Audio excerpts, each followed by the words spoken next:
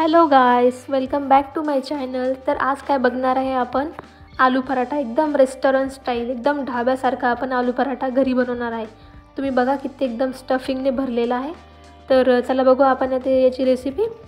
तर आता सगळ्यात पहिले मी इथे स्टफिंगसाठी बटाट्याचा मसाला बनवून घेणार आहे। तुम्ही बघू शकता आता मी एका कढईमध्ये इथे 2 चमचे तेल टाकले। तर आता इथे मी असे कढीपत्ता एकदम असे थोडे छोटे छोटे तोडून टाकणार आहे, त्याने खूप छान फ्लेवर येतो। त्याचनंतर आता इथे मी अर्धा चमचा घेतली आहे मोहरी, आता ती पण मस्त तडतडली। त्यानंतर आता मी इथे बारीक चिरून ठेवलेली हिरवी मिरची ॲड करते आहे, ही साधारण अर्धा कप आहे। तर तुम्ही बघू शकता आता ही व्यवस्थित आपण फ्राय करून घ्यायची आहे। त्याचप्रमाणे मी इथे जिरे आणि लसूण असे क्रश करून घेतले होते खलबत्त्यामध्ये, ते मी इथे 1 चमचा ॲड केला आहे, ते सुद्धा आता मी मस्त फ्राय करून घेते आहे। तर आता इथे काय करणार आहे मी, तुम्ही बघू शकता आता इथे मी चिमूटभर थोडीशी हिंग मी ॲड करते आहे। आता हे सुद्धा मी व्यवस्थित फ्राय करून घेते, तुम्ही बघू शकता।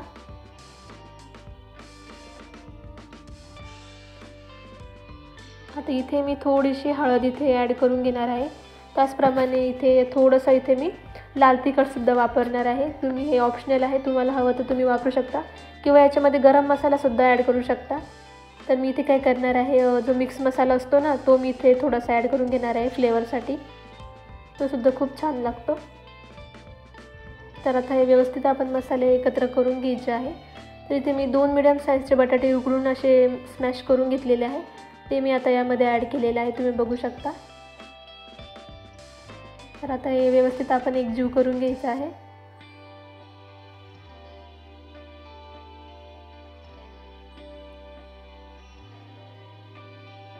तर इथे मी आता घेतला आहे थोडासा पुदिना आणि थोडीशी बारीक चिरलेली हिरवी कोथिंबीर, तर याने खूप छान फ्लेवर येतो। तर हे याच्यामध्ये मी ॲड करून घेतलं, आता व्यवस्थित परत एकदम एकजीव करून घेणार आहे। तर आता मी इथे चवीपुरतं मीठ टाकून घेणार आहे, हे सुद्धा आता मी व्यवस्थित मिक्स करून घेणार आहे। तर आपला इथे मसाला, स्टफिंगचा मसाला बनवून इथे आपण तयार आहे।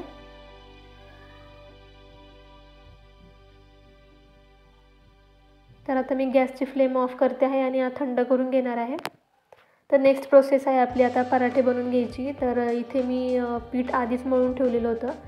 पीठ सहसा आपण जे चपात्यांसाठी बनवतो त्यापेक्षा थोडंसं पातळ पीठ आपण इथे मळायचं आहे। तर आता इथे मी याची एक लोई घेऊन अशी लाटून घेतली आहे, ज्यामध्ये आपण आता स्टफिंग भरणार आहे पराठ्याची। तर पीठ न लावता हे लाटून घेतलं आहे, ज्यामुळे आपली स्टफिंग चिपकून राहील पराठ्यामध्ये किंवा पराठा आपला फाटणार नाही।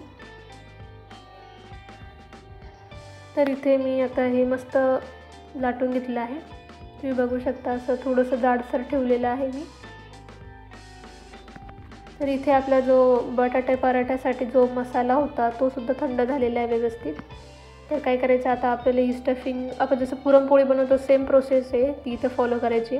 तर मी एक कोना इथे दुमडून घेतला आहे, जेणेकरून आपल्याला स्टफिंग भरताना प्रॉब्लेम होणार नाही।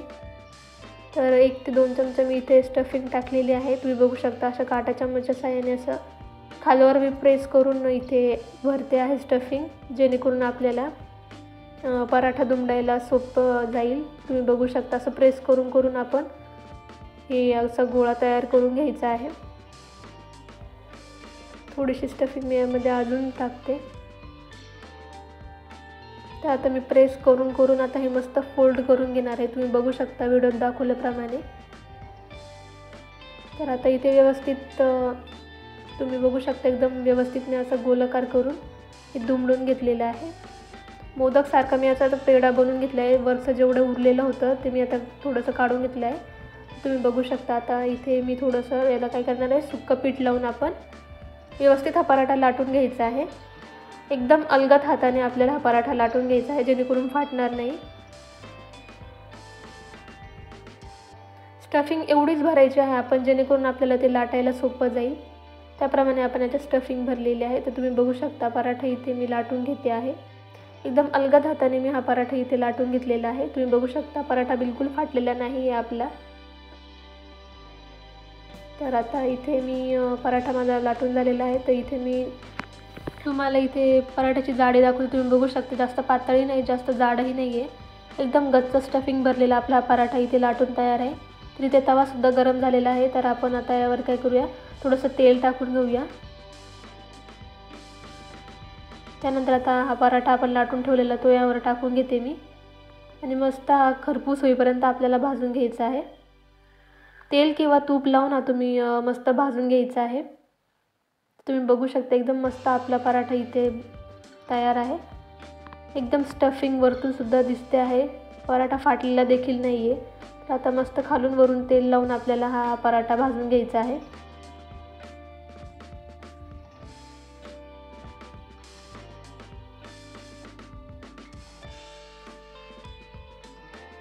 तर तुम्ही बघू शकता एकदम मस्त खरपूस असा भाजलेला गेलेला आहे आपला हा पराठा. तुम्हाला झूम करून दाखवते. तुम्ही बघू शकता एकदम मस्त पराठा आपला इथे भाजून तयार आहे. तर आता मी याला एका डिशमध्ये काढून घेते आहे. तुम्ही बघू शकता एकदम मस्त आपला खमंग पराठा इथे बनवून तयार आहे. परत मी तुम्हाला एकदा नेक्स्ट प्रोसेसमध्ये दुसरासुद्धा पराठा बनवून दाखवते. सेम मी इथे एक लाटी बनवून त्याला लाटून घेतलं आहे. पुन्हा एकदा मी याचा एक कोना फोल्ड करून घेतला आहे आणि आता याच्यामध्ये स्टफिंग मी भरून घेणार आहे. तुम्ही बघू शकता स्टफिंग आपण एवढीच भरायची की ज्याप्रमाणे आपल्याला लाटायला काही प्रॉब्लेम होणार नाही किंवा आपण ते सहजपणे लाटू शकतो तेवढी आपण याच्यामध्ये स्टफिंग भरायची आहे. तुम्ही बघू शकता अशी प्रेस करत करत यामध्ये आपण स्टफिंग भरून घ्यायची आहे.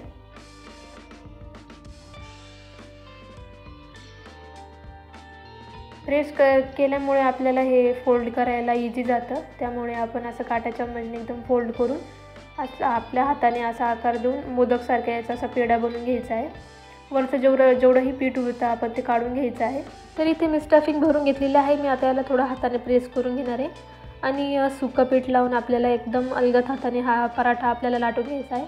जसं मी पहिला पराठाला तुम्हाला दाखवतो सेम इथे करून आपण आपला पराठा मस्त लाटून घ्यायचा आहे. तुम्ही बघू शकता एकदम अलगद हाताने मी लाटते आहे. कुठेसुद्धा पराठा आपला फाटणार नाही. तुम्ही सुद्धा अशा पद्धतीने पराठे एकदा नक्की ट्राय करा आणि मला कमेंटमध्ये सांगा की तुमचे आलू पराठे कसे बनले आहे.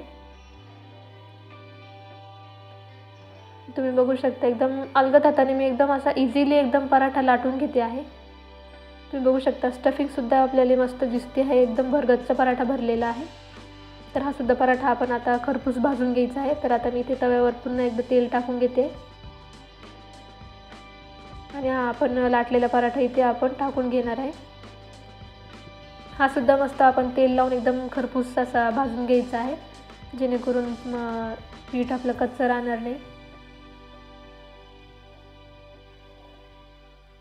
तर आता आलटी पलट करून आपल्याला मस्त एकदम खमंग हा पराठा भाजून घ्यायचा आहे. तुम्ही बघू शकता.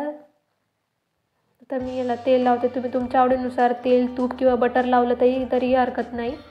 मी इथे तेल वापरते आहे. तर तुम्ही बघू शकता आता एकदम मस्त आपला पराठा इथे भाजला जातो आहे.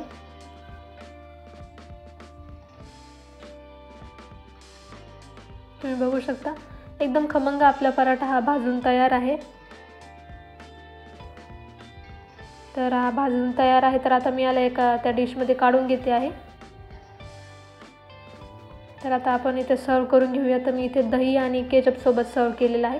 तुम्ही तुमच्या आवडीच्या चटणीसोबत इथे सर्व करू शकता. तुम्ही बघू शकता एकदम मस्त आपला ढाब्यापेक्षाही भारी हा पराठात बनवून तयार आहे.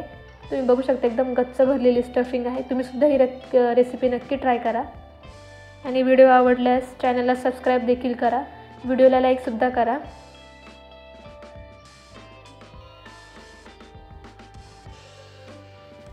Thank you so much for watching. असेच नवनवीन व्हिडिओ बघण्यासाठी माझ्या चॅनलला सबस्क्राईब नक्की करा.